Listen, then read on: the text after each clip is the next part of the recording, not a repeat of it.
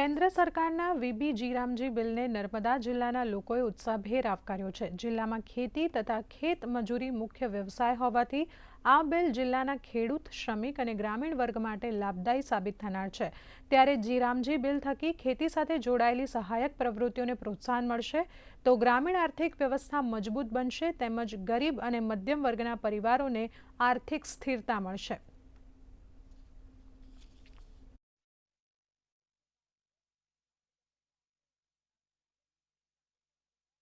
પહેલા 100 દિવસની રોજગારી મળતી હતી અને હવે 125 દિવસની રોજગારી છે, એટલે આમાં 25 દિવસનો ફાયદો પણ છે।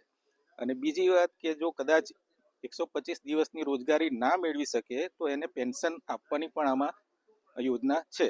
નર્મદા જિલ્લો ખેતી પ્રધાન જિલ્લો છે, એટલે અહીંના લોકો ખાસ કરીને ખેતી અને મજૂરી જ કરે છે।